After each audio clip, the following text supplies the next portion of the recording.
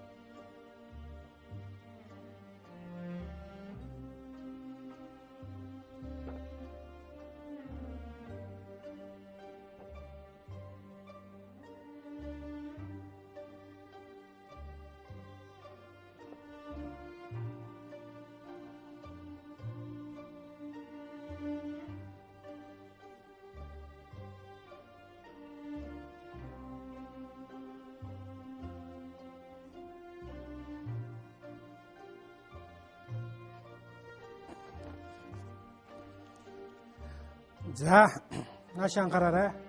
Ж, ч, иш, зөөлний тэмдэг и, г. Энэ үсгүүдээр энэ их шиг болоод гээгүүлэгч үсгүүдээр төгссөн үгэнд ямар ч тохиолдолд и бичнэ. Жишээлбэл ээж гэж үг, тэртээ тэргүй эм үг. Тэгээд дараа нь ж гэсэн гээгүүлэгчээр төгссөн учраас ээжийн. Сурагч гэдэг үг эр үг. Уул нь бол бидний үндсэн дүрмээр бол эр үгийн уян залах ёстой. Тэгтэл ч гээгүүлэгчээр төгссөн учраас ямар ч тохиолдолд сурагчийн. Дараа нь иш, багш, эр үг, багшийн. За зөөлний тэмдэг харь гэдэг зөөлний тэмдэгээр төгссөн үгэн дээр ийн залгаад үчихэд зөөлний тэмдгийг болоод харийн. За дараагийн хичээлээр бид нар бол дараа хичээлээр зөөлний тэмдэг и болох тухай, зөөлний тэмдэг и болохгүй тухай гэд үзэх учраас өнөөдөр бол шууд бичсэн үгээр нь бид нар та нарт нөлөөж байгаа. За анги гэд богино гişгээр төгссөн үг, богино и гээгүүлэгчээр төгссөн үг. Тэгээд ангийн. За г байна. Тийм ээ. Цэцэг, цэцгийн. Энэ г бол өөрөөр хэлбэл хоолойны биш, хэлний урдуурах г гэж ярьдаг. Цэцэг гэд хэлэхэд хэлний урдуур хэлэгдэж байгаа. Г учраас дандаа ийм бичнэ. Ардаа ихшигтэй буюу га, го, г, гу гэсэн тохиолдолд бол эр үгийн и бичдэг. Энэ бол тийм биш учраас бол ийм үгийн и. За та нар сайн үдээд авах ёстой. Ж, ч, иш, зөөлний тэмдэг и, г. Энэ 5 төгсгөлтэй үгийн дараа бол хизээд ийн гэсэн нөхцөлийг залганаа. Өөрөөр хэлбэл их шиг зогсох шиг баримтлахт бол энэ дээр бол үйлчлэхгүй. Өөрөөр хэлбэл дандаа ийн гэж бичнэ гэдгийг бол сайн анхаарах ёстой. Тийм учраас би ээжийн, сурагчийн, багшийн, харийн, ангийн, цэцгийн гэсэн үгнүүдийг та нарт жишээ болгон бичиж байна. За дахиад би нэг үг бичье.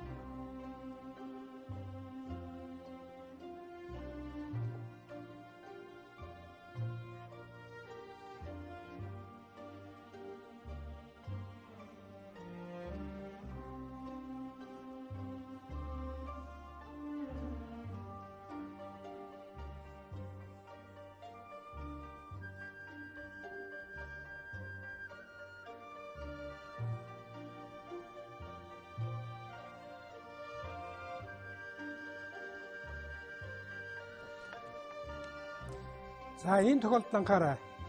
Дүү урт гişгээр төгссөн үг. Ийн гэж залгахад энэ дунд г гээгүүлэгч хэрэглэнэ. Өөрөөр хэлбэл дөрвөн гээгүү их шиг үсэг бичиж болохгүй учраас дүүгийн гэж үчихэд энэ г залгах нэг тийм тохиолдол байна. Би энэ г үсгийг том үсгээр бичлээ.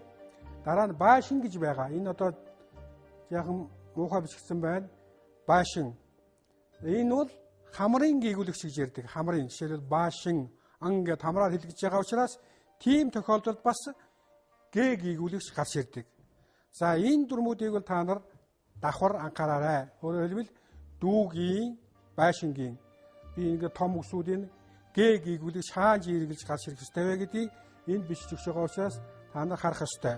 Дүүгийн, баашингийн.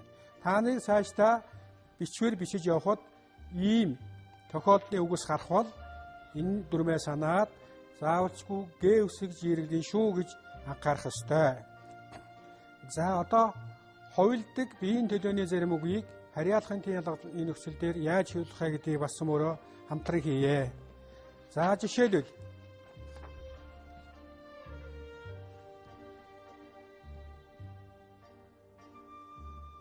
та бүхний сайн мэдэх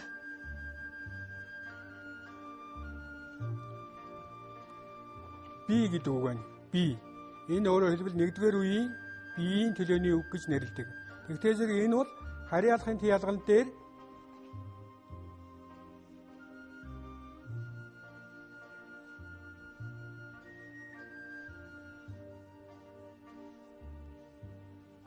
миний гэж хувирна.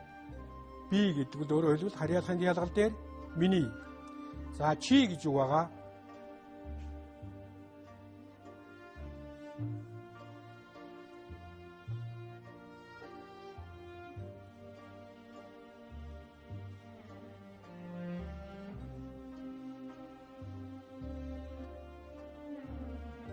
чиний. Би чиний. дараа нь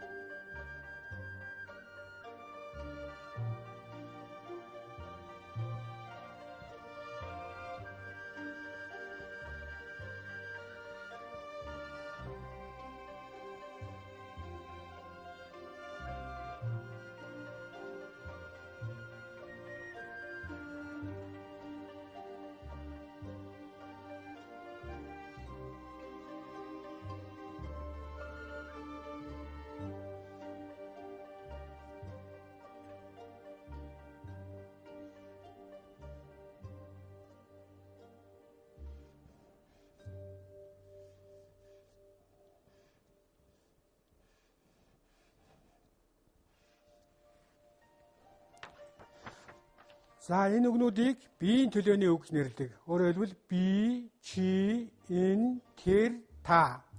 Би гэвэл миний, чи гэвэл чиний, энэ гэвэл үүний, тэр гэвэл түүний, та гэвэл таны. Тэгэхээр миний, чиний, үүний, түүний, таны гэсэн энэ үгнүүд бол харьяалахын тиалгал дээр хувирсан биеийн төлөөний үг байна гэж та бүхэн ойлгох ёстой. Тийм ээ? Би, чи, энэ, тэр, та. Тэгээд миний, чиний, үүний, түүний, таны гэж байна. За энийг бол бид нар харьяалахын тиалгал дээр хувирч байгаа биеийн төлөөний үг гэж нэрлэдэг. Тиалгалын нөхцөл дээр хувилгатай харьяалахын тиалгалын нөхцөлийн үг өөр бусад үг хөршийн тиалгал дээр борлоод зарим тиалгал дээр энэ төлөөний үгүүд хувирдаг. Тэгээд анхны тохиолдол нь бол харьяалахын тиалгал дээр хувирч байгааг та бүхэнд үзүүллээ. Тэгээд дараагийн тэр бичвэрүүд дээр биеийн төлөөний үг гарч ирэх тохиолдолд хувирдаг, яаж хувирагдаж бичигдэх вэ гэдгийг санаж байгаа бичих учраас энэ бол та нар алдаагүй бичиж чаднаа. Дахин анхаараарай. Би, чи, энэ, тэр, та. Миний, чиний, үүний, түүний, таны гэх мэтлэнгийн бичдэг байна. За би та нарт гэрийн даалгаварт бас нэг 2 3 өгье. Тэрийг дараагийн хичээл дээр бичээрэй.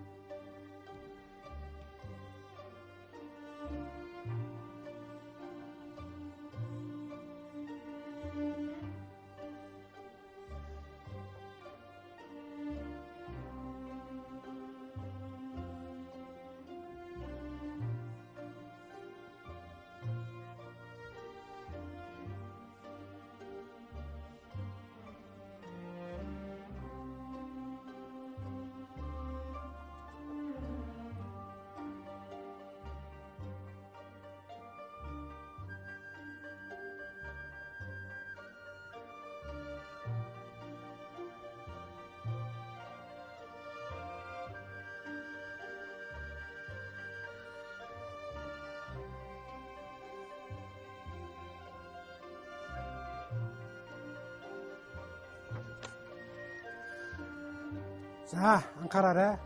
Хүү саран, игч, дүн. Саран гэдэг нь хүний нэр. За тэгээд игч, дүн. Энэ дөрвөн үгэн дээр саяын тохиолдлын тэр и гэгүүлэгчийг яаж бичхээ гэдгээ санаад дүрмээ санаад бичээрэй. За та бүхэнд анхаарал тавьсан чинь баярлалаа. Өнөөдрийн хичээлийг дуусгая.